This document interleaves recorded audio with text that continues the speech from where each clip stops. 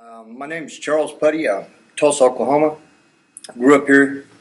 We came here from North Carolina when I was probably about 7 years old. Uh, Lived here ever since. Kind of grew up with a mother for an astrologer, witchcraft and stuff like that. It's kind of accepted nowadays, but it was kind of kept out in the closets back then. My mom would read your palms, read your star chart, do all that stuff. So I learned all that stuff early age. Grew up on the northwest side, northwest side, Osage Apartments, and West 23rd Street. Even back then, as a kid, it was heavily gang area. I remember police wouldn't even come across a bridge unless they had a whole lot of them, because it was pretty rough. And I grew up kind of fast on the streets, running back and forth on the streets. Got into drugs really early in my life. Became a drug dealer, drug cooked methamphetamines and different kinds of psychedelics and what have you. At an early age, I went to prison. First time when I was 16, lied about my age. Wound up in McAlester, Oklahoma, behind the walls. Stood there and stayed there until I was like 21 years old. And I got out there, joined up a bike club, outlaw bikers, and from there it kind of went all downhill. I dropped out of school when I was in 6th grade, so I kind of educated myself. I became a gun dealer here in Oklahoma. Used to frequent the gun shows and became an arms dealer. I was indicted by the federal government when I was about 26 years old. I'd sold some guns to a rival bike club, and they'd killed some people here. And so I was originally charged with the, what they call that, Armed Career Criminal Act, which is basically the same thing as murder as far as it comes with the seriousness. Some of the guns that I dealt to people were used in crimes, murder and organized bank robbery and crime. And so I went off to prison for a long time and continued to practice what I knew, smuggling guns, making money. I went in with the idea that the bike club is it. I lived for them. Helped found a couple gangs in prison. We had it's a hard time. We had a lot of violence. I spent 10 years in El Reno here in Oklahoma, federal FCI. 5 years in what they call Bloody Beaumont, United States Penitentiary. It's probably the worst place I've ever been in my entire life. And I was diagnosed with cancer in January of last year.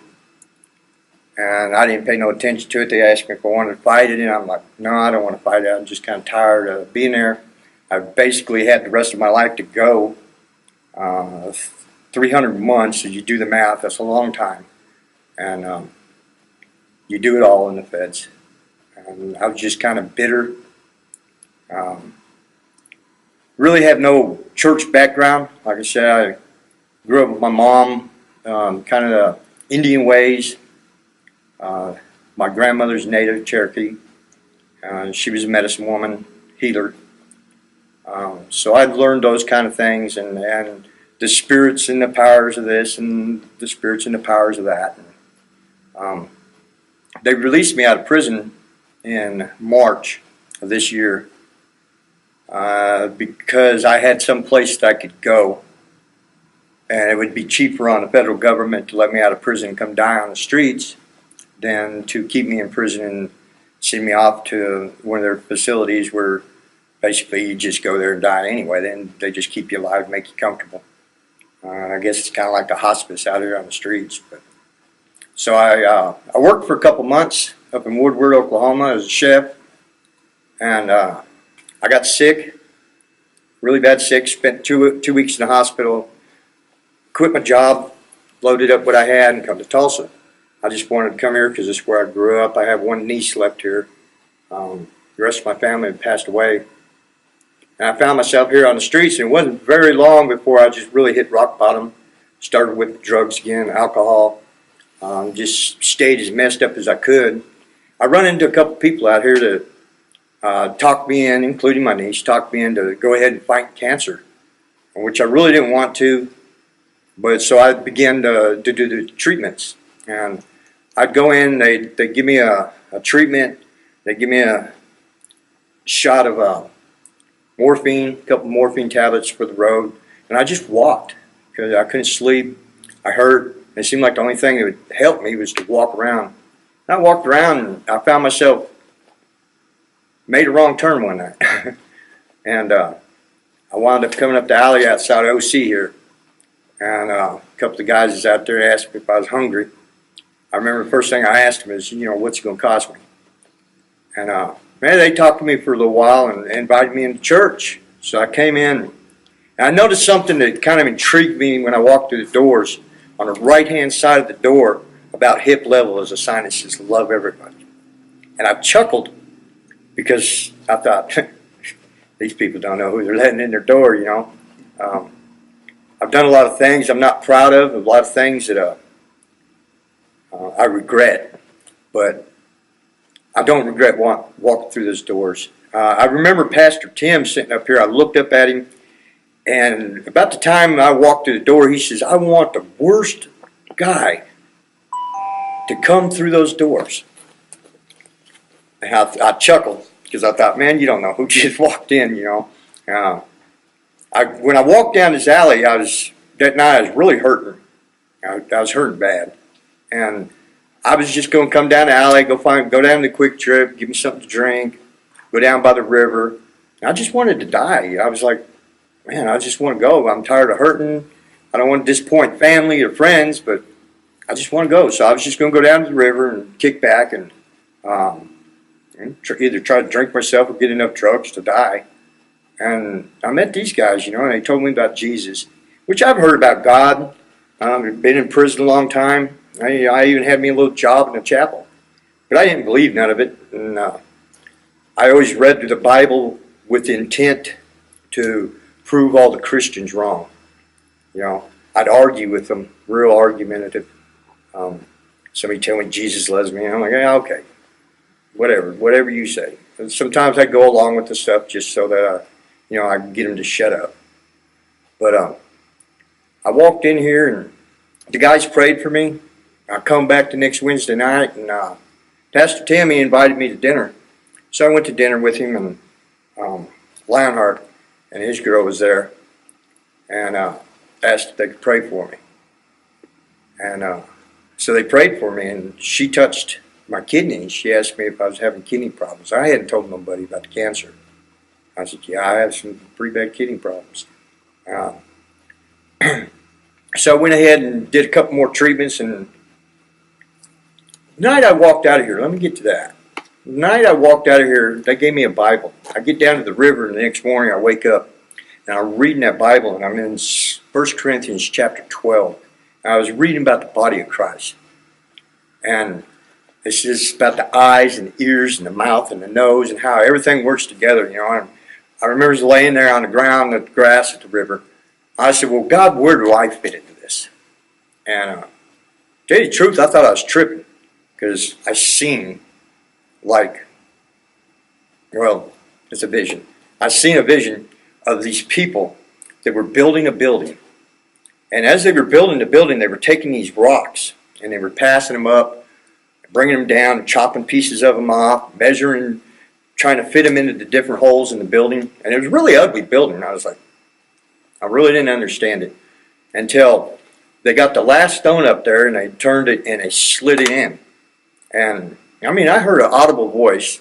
I'm not crazy. I've been in prison, that's one of the things they ask is, hey, you hear audible voices? I heard audible voices says, that's you. That's you. That's why you've gone through what you went through. We have to get rid of the old stuff. You fit perfectly into the body of Christ. And this is where you fit in. And just as they slid that in, though, that became the most beautiful thing I ever seen in my life. It was awesome, man. And I was like, wow. And I couldn't wait to get back down here Sunday and tell the guys, you guys messed me up. I remember coming back and said, man, I don't know what y'all done to me, but you messed me up. You've got me messed up. You turned my world upside down. What I thought works won't work no more. And I was walking down the street. My friend Rusty, he let me stay over at his house. I packed it up. It was a Tuesday morning because he was going to work. I packed up my backpack. I head down the road, and I get to the Quick Trip, and an officer stops me and IDs me. And I had warrants on me. I had $16,000 in back fines, a 30-year-old felony case on me. So I thought, wow, you took me through all this to bring me back to jail. And I laid there for about a month and a half. But I was excited about the Word of God, man. And I started reading it, and he just God was directing me to the people in there. And I just started sharing with them, because a lot of them know me from prison, And when I say, hey, man, I got saved, they were like, no, not you, dude. Because I used to tell people, hey, man, don't listen to them. These dudes are lying to you. I remember the first night I walked in here, I said, you're lying to me, right? And I got out of jail, and I figured, it was on a Friday that I got out, I figured, well, I'm going to go in there and get the results of my blood work, because just before I went back to jail, I had some blood work to see where the cancer was. Now, when I come out here on the streets, I was stage 3, moving into stage 4 terminal cancer. I was only fighting it to satisfy my niece, because she wanted some time with her uncle, and satisfy a couple other people that know me. And they're like, Chuck, you ain't never gave up on nothing in your life. You're a fighter. Why are you giving up? So I'm like, okay, you guys don't know how it makes me feel. It hurts. I don't feel good doing it. I just want to go. But I walked in there and asked about my blood work, and the guy come back out. He says, how long have you been doing the treatments? I said, I only did about 5 or 6 treatments.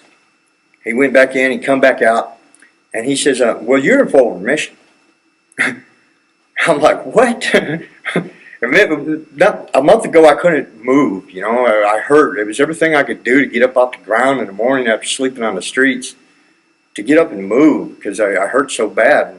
And then now I have this energy, and this guy's telling me I don't have cancer.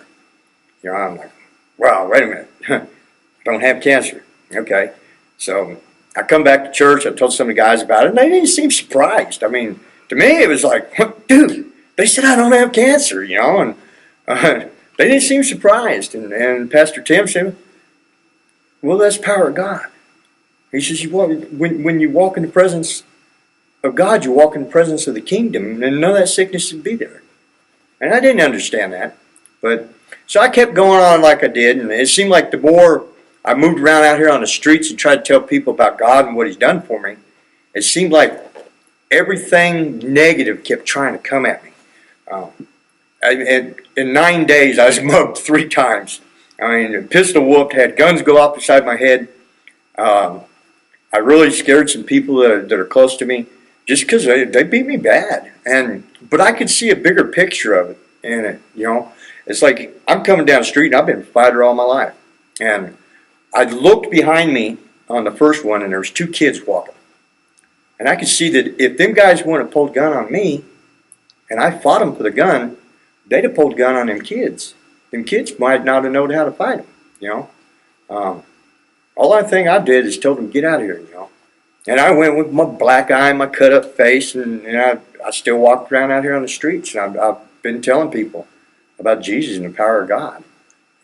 I know God's real. It's awesome. I know this because the change in me, just the change in the way I think and the way I act. I walk into this church here at OC, and it's just peace. I mean, I can sit back there in that chair and fall asleep and have the most peaceful rest in an hour that I've ever had in my life. And nobody seems to mind. And it's just one thing after another. God is just really moving in my life. Today even, I stopped. Me and Rusty begun our day this morning just to stop and tell somebody that God loved them. Shared a little bit of change. Actually, I picked it up in the parking lot, walking around a Quick Trip, and I gave the guy what it was. Samuel was his name. I said, that's a name out of the Bible. and we sit there and talked, and I hugged him, told him I loved him, and he was pretty much affected like I was when I came in here and somebody told me they loved me. You know, because I've heard people say that I love you before, but I ain't never had anybody show me that they love me. I used to sit in prison and say, people were like, well, are you a Christian? I said, I'll tell you what, you show me a Christian, I'll be one. I've never seen it. I've never seen it nowhere.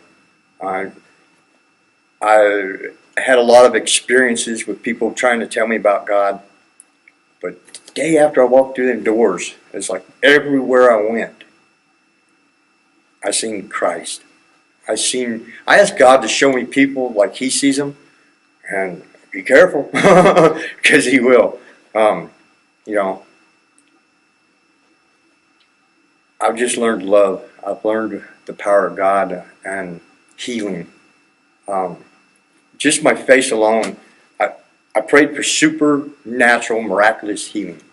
And these cuts are all the way to the bone. They're deep, deep. They were bad. And in less than a week, I mean, they're cleared up. I walked down the street and I started having pain in my head and lights flashing. I know that's concussion. And I said, no, Lord, you heal me of cancer, man. You're not going to let me walk down the street and fall out from a head injury. And so that's gone away. And my body's healed quick, fast. I've never seen nothing like it. I've been a fighter all my life. I grew up fighting. I used to fight out here on the streets. That's what we did. We get together and fight. And I've never had my body react the way that it does and feel the way that I do. And I'm just so thankful that God came, it was 2,000 years ago, man. The story of Christ is amazing. I read it and I'm like, no way, how did you do that? And then I'll turn the page of the Bible and He'll tell me how He did it. And it's just amazing.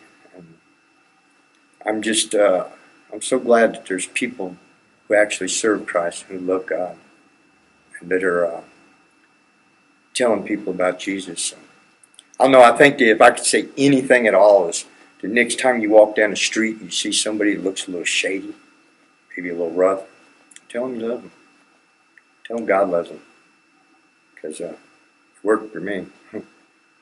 That's really all I got to say.